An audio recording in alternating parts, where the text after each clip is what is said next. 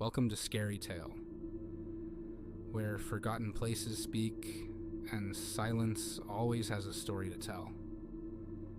Tonight's story takes place at a quiet roadside hotel, where one room still holds on to its final guest. Phones don't ring by accident, and some voicemails are meant for the living. This is Echoes from Room 9. I work the night shift at a small rundown motel off Highway 14. The kind of place where the neon flickers, the lobby smells like old coffee, and no one ever stays longer than a night. Most of my job is checking people in, handing out key cards, and making sure no one smokes in the rooms. It's easy, boring mostly, but there's one thing I never do. I don't assign room 9. That's not policy. It's personal. My manager never talks about it, and I never ask. The door stays locked. The system marks it out of service. Until one night, the phone rang. It was 2:47 a.m. The motel was empty, except for one trucker in room 4. I had just finished my third cup of stale coffee when the front desk phone rang. I picked it up, but no one was there, only static.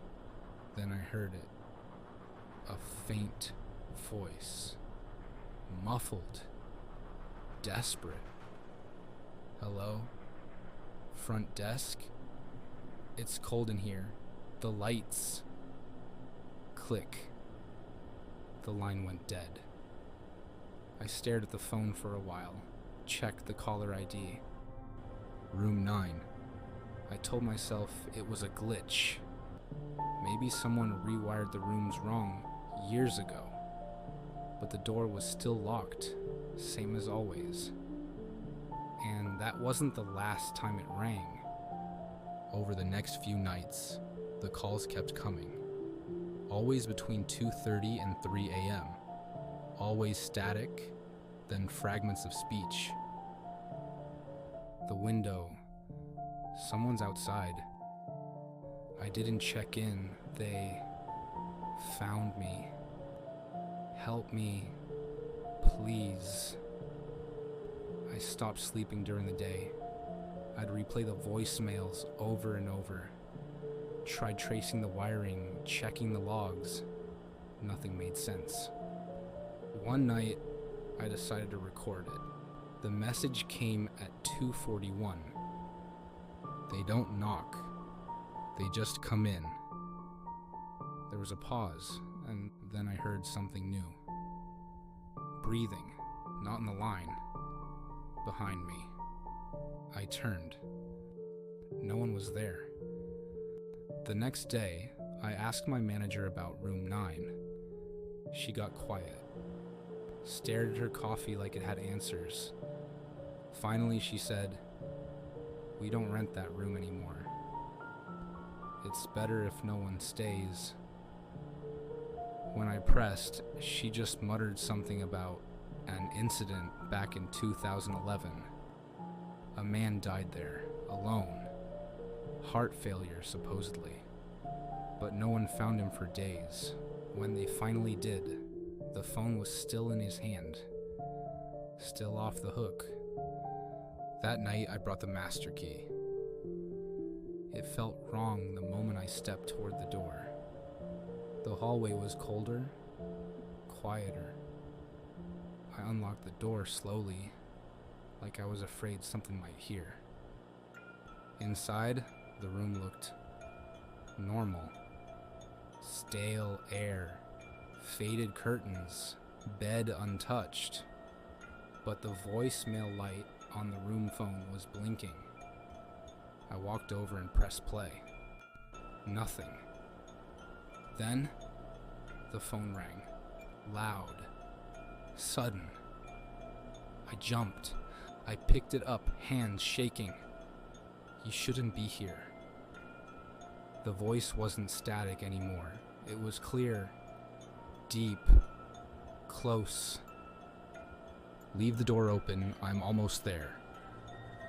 I dropped the phone and ran out, locking the door behind me. Back at the front desk, I checked the security feed. Room 9's hallway camera was dark, like someone had turned it off. Then the timestamp glitched, jumped backward by 20 minutes, then forward by 7.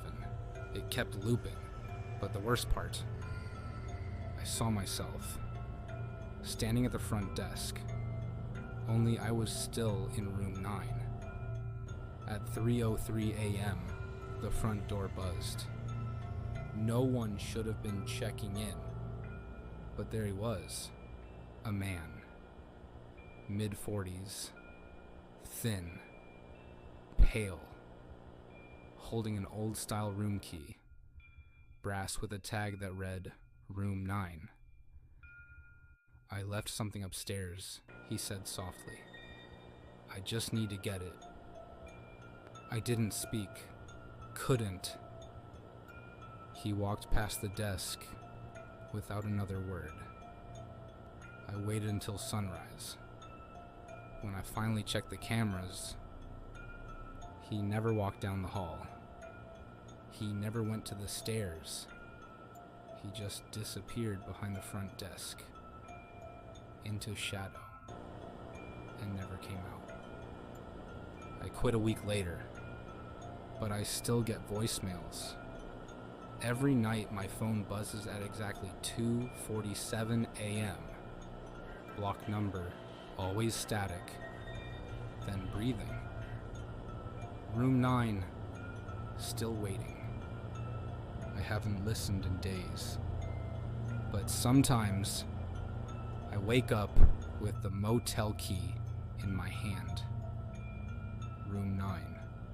And the worst part, it's always wet, like it's been left out in the rain. Thanks for listening to ScaryTale. If a phone rings in the middle of the night and no one is on the other end, don't say hello, because some rooms stay occupied long after checkout.